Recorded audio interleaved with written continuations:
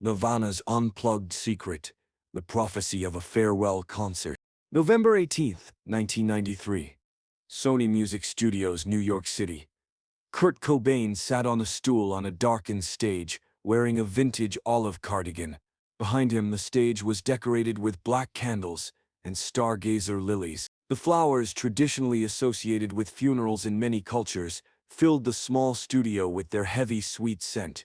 MTV's crew thought it was just an interesting aesthetic choice for the Unplugged series. But 5 months later, after Kurt's passing, people would look back at that performance and see something different. Not a concert, a carefully designed farewell. Before I tell you about the symbolism Kurt wove into that Unplugged performance, you need to understand what MTV Unplugged meant in 1993. This wasn't just another concert. It was one of the most prestigious platforms in music. Artists who appeared on Unplugged were making a statement about their artistry, stripping away production to reveal raw talent. But Kurt Cobain didn't use Unplugged to showcase Nirvana's hits. He didn't use it to prove his musical abilities. Instead, he created something that looked and felt like a memorial service. And the choices he made that night, from the songs to the staging to his own demeanor, would become the subject of analysis for decades to come. This is the story of a performance that became a prophecy. The story of how an artist designed his own goodbye without anyone realizing what they were witnessing. MTV Unplugged had been a cultural phenomenon since 1989. The concept was simple: take popular artists who were known for electric, produced music, and have them perform acoustically in an intimate setting. The results often revealed new dimensions to familiar songs. Eric Clapton's 1992 Unplugged performance had become legendary, spawning hit singles and demonstrating the power of the format. Pearl Jam, Stone Temple Pilots, and other grunge contemporaries had appeared on the show with successful results. When MTV approached Nirvana about doing an Unplugged episode in late 1993, it made perfect sense. Nirvana was one of the biggest rock bands in the world. Smells Like Teen Spirit had revolutionized rock music. An Unplugged performance would show a different side of the band. But Kurt Cobain had reservations. "I don't know if our songs will work acoustic," Kurt told the band's management. "They're meant to be loud. Stripping them down might expose how simple they really are." Chris Novoselic and Dave Grohl were more enthusiastic. They saw it as an opportunity to showcase the band's versatility. After some discussion, Kurt agreed to do the show, but with one condition: he wanted creative control over the setlist and staging. MTV agreed. They were used to artists having input on their Unplugged performances. What they didn't expect was how Kurt would use that control to create something entirely different from previous episodes. In the weeks leading up to the November 18th taping, Kurt worked on the setlist with unusual intensity. Most artists appearing on Unplugged chose their biggest hits, maybe adding a cover or, for variety. Kurt took a different approach. He decided Nirvana would not perform Smells Like Teen Spirit or Come As You Are. The songs that had made them famous would not appear on the setlist. Instead, Kurt selected deeper dubplate cuts, B-sides and covers. About a Girl from their 1989 album Bleach would open the show. Come As You Are and other hits were deliberately excluded. Kurt wanted to perform 3 covers from the Meat Puppets, inviting members of that band to join them on stage. He wanted to cover David Bowie's The Man Who Sold the World, and he wanted to end with a haunting rendition of Lid Belly's Where Did You Sleep Last Night. The set list confused MTV executives. "These aren't your hits," they pointed out. "Casual viewers might not know these songs." "That's fine," Kurt responded. "People who really know our music will appreciate it. And people who don't can discover something new." But it wasn't just the song selection that was unusual. Kurt had specific ideas about the staging that went far beyond typical Unplugged aesthetics. Previous Unplugged episodes had featured simple, elegant staging, soft lighting, perhaps some plants or candles, a warm, intimate atmosphere. Kurt's vision was different. He wanted the stage to look somber, almost Gothic. "I want black candles," Kurt told the production designer, "lots of them. And I want lilies, stargazer lilies, specifically." The production team found the request odd, but accommodated it. They arranged dozens of black candles around the stage and brought in stargazer lilies, large, dramatic flowers with deep pink and white petals that filled the studio with their distinctive scent. When Kurt arrived for rehearsals the day before the taping, he walked onto the stage and surveyed the setup. The candles flickered in the dim light. The lilies created an almost funeral-like atmosphere. "Perfect," Kurt said quietly. November 18th, 1993. The audience filed into Sony Music Studios in New York City. The intimate venue held about 200 people, creating the close atmosphere that defined unplugged performances. But as people took their seats, they noticed something different about this setup. The stage was darker than usual. The candles created pools of shadow. The lilies' heavy perfume was almost overwhelming in the small space. Kurt sat on a stool at center stage, wearing his now famous olive cardigan over a t-shirt and jeans. His blonde hair hung over his face. He seemed withdrawn, almost reluctant to tie contact with the audience. The band opened with About a Girl, and immediately the audience could hear that this would be different from typical Nirvana performances. Kurt's voice was soft, vulnerable. The acoustic arrangement stripped away the wall of sound that usually characterized their music, leaving bare emotion exposed. Between songs, Kurt barely spoke. Previous Unplugged performers had engaged with the audience, told stories, created warmth. Kurt offered minimal interaction, a quiet thank you after songs, brief introductions, lost silences. He seemed almost ghost-like, one audience member later recalled, like he was there, but not really present, going through motions, but disconnected from the moment. The performance of The Man Who Sold the World was particularly striking. Kurt's interpretation of Bowie's lyrics took on new meaning in this context, as if he was singing about his own experience with fame and identity. When the Meat Puppets joined them on stage for 3 songs, Kurt seemed slightly more animated, but the overall mood remained melancholic. This wasn't a celebration of music. It felt like something else, something harder to define. After performing for over an hour, the show was winding down. Kurt introduced the final song, Where Did You Sleep Last Night?, a traditional folk song that Leadbelly had recorded in the 90s. The song tells the story of a woman whose husband disappeared in the Appalachian woods. It's haunting, mysterious, filled with loss and uncertainty. Kurt had been obsessed with Leadbelly's version, playing it repeatedly in the months before Unplugged. As Kurt began to sing, something shifted in the room. His voice, which had been restrained throughout the evening, suddenly became raw and powerful. The emotion that had been held back began to pour through. The audience sat in complete silence.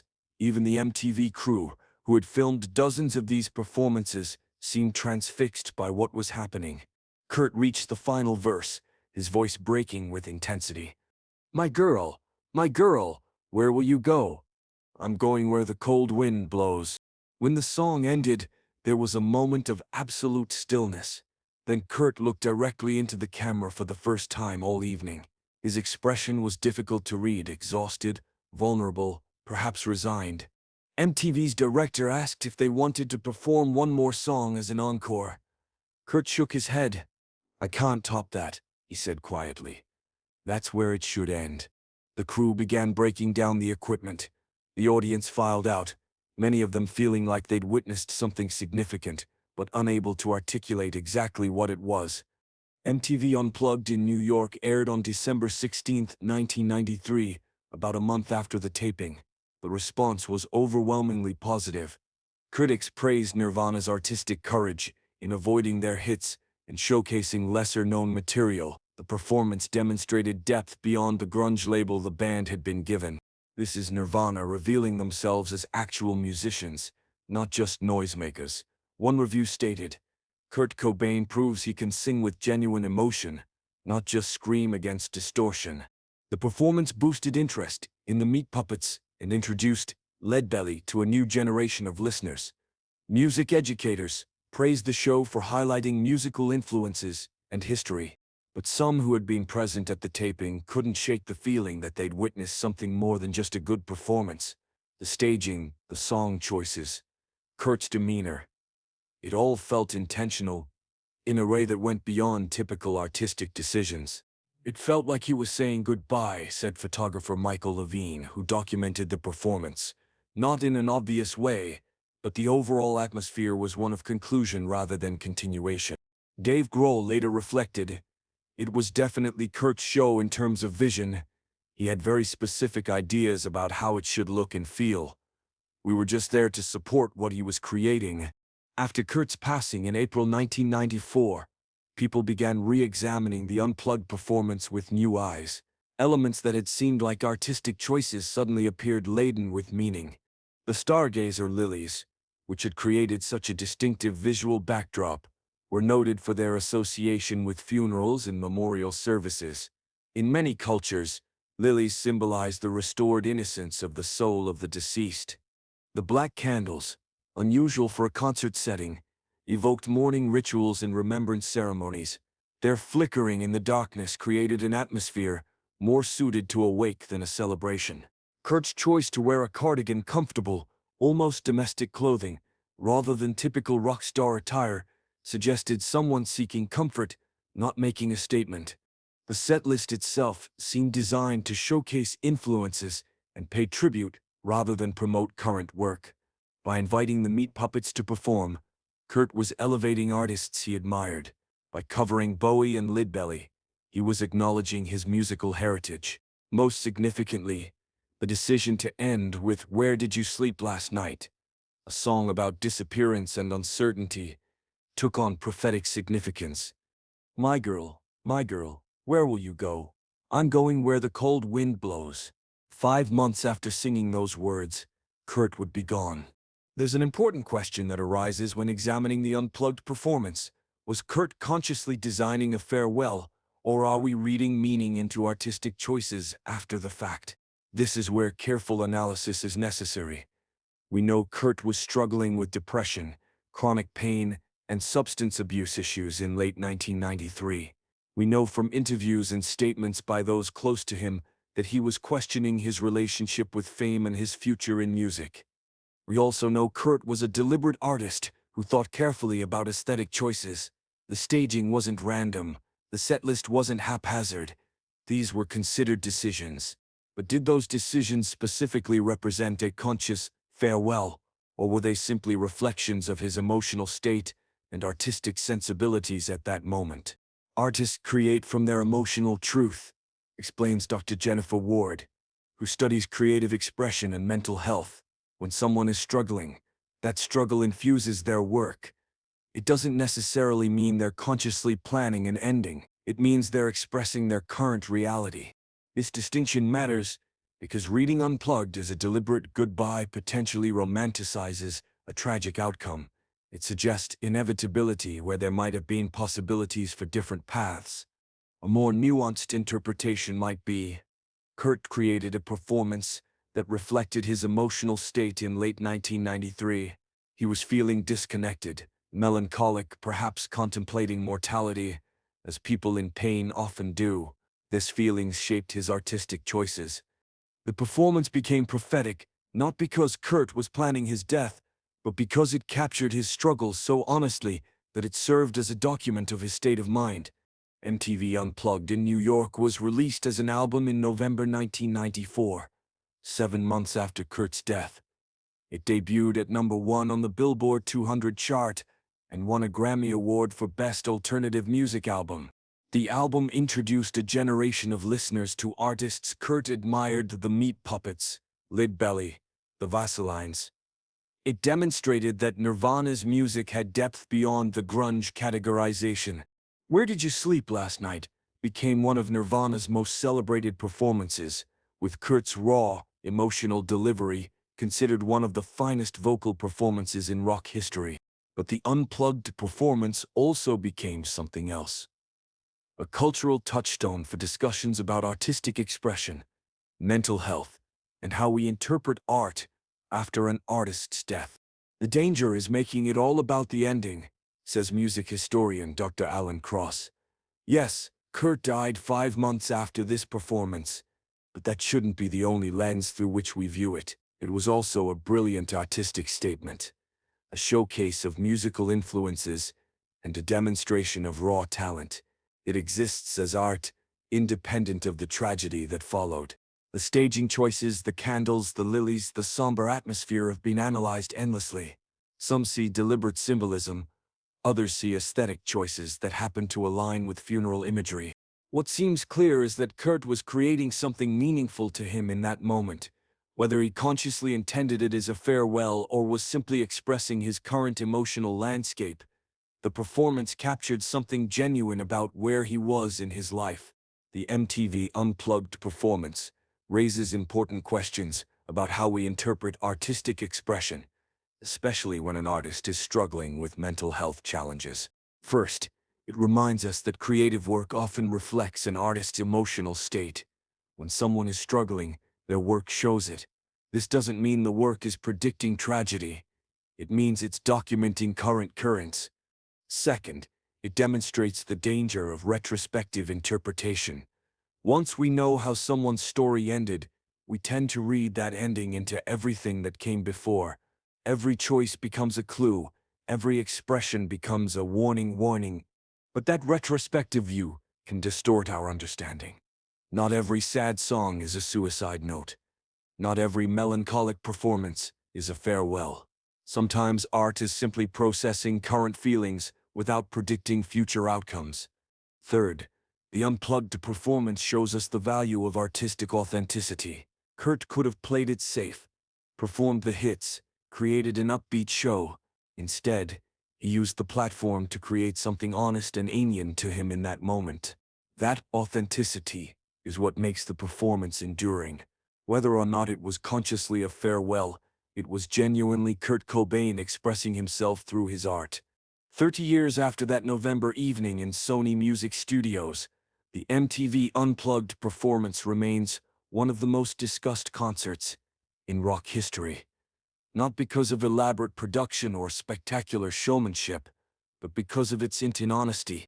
Kurt Cobain sat on a stage surrounded by candles and lilies, stripped of the loud guitars and distortion that usually defined Nirvana's sound, and revealed something raw and vulnerable. Whether he intended it as a goodbye, or whether we've made it into one because of what happened 5 months later, may be impossible to determine. What we can say is this: the performance captured an artist in a moment of genuine expression. The staging choices, song selections, and emotional delivery all came from a real place. They weren't manufactured for effect. They were Kurt being honest about his inner world. For those struggling with similar challenges, the performance serves as a reminder. Creative expression can be a way to process difficult emotions. Art, music, writing, these can be tools for working through pain. But they work best as part of a larger approach that includes professional support and genuine connection with others. For fans of music, the performance demonstrates that sometimes the most powerful art comes from vulnerability, not virtuosity. Kurt's willingness to be honest and exposed created something that resonates decades later. And for all of us, the unplugged performance reminds us to pay attention when people show us who they are and what they're feeling. Art is communication. When someone creates something filled with melancholy and earnest themes, they're expressing something real about their experience.